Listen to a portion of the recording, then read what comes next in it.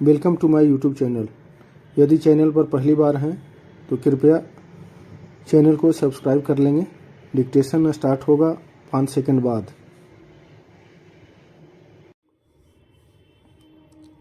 अध्यक्ष महोदय, उसके लिए सब कुछ करना है तो फिर कृषि उत्पादन का जो मूल आधार है, उस खाद और पानी की जो व्यवस्था है, जब उस पर ही कर लगाया जाता है तो मेरे मन में आता है कि कहीं वित्त मंत्री महोदय अपनी ही बात को अपने ही सिद्धांतों के द्वारा तो काट नहीं रहे हैं। मैं कहना चाहता हूं कि हमारे देश में अभी भी चौथाई भूमि से ज़्यादा सिंचित भूमि नहीं है।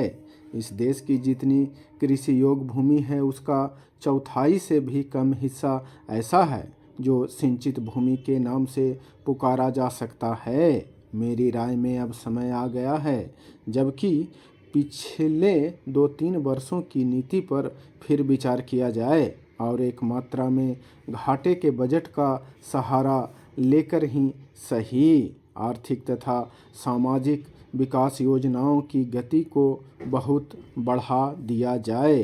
इस मामले में मैं समझती हूँ कि तुरंत कार्यवाही होनी चाहिए ताकि आज जनसाधारण में जो असंतोष उभर रहा है वह हानिकर दिशाओं में न चलने पाए।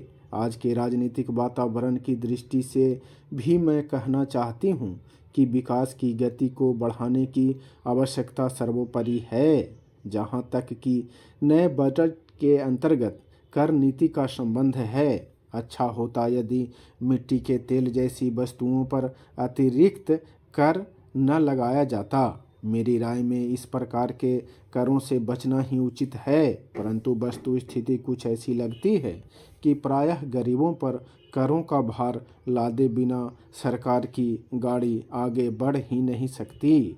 एक नया कर जिसे पहली बार वित्त मंत्री ने लगाने की ठानी है वह कृषि संबंधी कर है। अब से पहले कुछ राज्यों में कृषि संबंधी आयकर लगाया गया था, परंतु उसके प्रशासन तथा वसूली आदि में इतनी कठिनाइयां आईं कि राज्य सरकारों को अपनी नीति बदलनी पड़ी। बात यह है कि जहां करोड़ों अनपढ़ तथा गांवों में बसने वाले किसानों पर हिसाब किताब रखने और रिपोर्ट भेजने की जिम्मेदारी लादी जाती है, वहां ऐसा कोई कर सफल नहीं हो सकता। उल्टे उसके कारण लाखों लोग कई प्रकार से सताए जाते हैं और फिर वे लोग सरकार से नाराज हो जाते हैं। इसलिए पहले देखना यह पड़ेगा कि यह कर कितने कृषकों पर लागू होने वाला है और उससे कितना रुपया कर के रूप में वसूल होगा। अध्यक्ष महोदय, सूचना मंत्रालय एक ऐसा मंत्रालय है जिसके कामों के संबंध में यह कहा जा सकता है कि बहुत कम आलोचना की गुंजाइश है। इसके कामों में सामान्य रूप से यह देखा गया है कि सभी स्थानों पर प्रगति हुई है। जहाँ जहाँ कुछ कमजोरियाँ हैं उनको सुधारा जा सकता है। इसलिए सबसे पहले मैं आकाशवाणी के संबंध में कुछ कहना चाहता हूँ। यह बात सच है कि आकाशवाणी ने परिस्थितियों के अनुकूल अपने को परिवर्तित किया है। जब हमारे देश पर संकट आया तो इस विभाग ने डटकर उसका सामना किया और परिस्थितियों के अनुसार अपने प्रसारणों को बढ़ाया।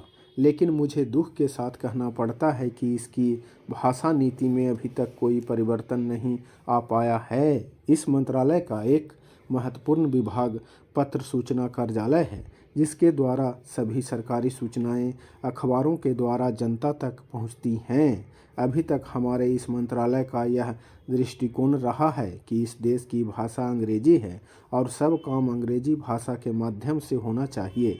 यही कारण है कि इस विभाग से जो सूचनाएं प्रसारित होती हैं उनमें से अधिकांश अंग्रेजी में ही प्रसारित होती हैं, जिसके कारण देश भर में हमारी सरकार की बातें जनता तक नहीं पहुंच पाती।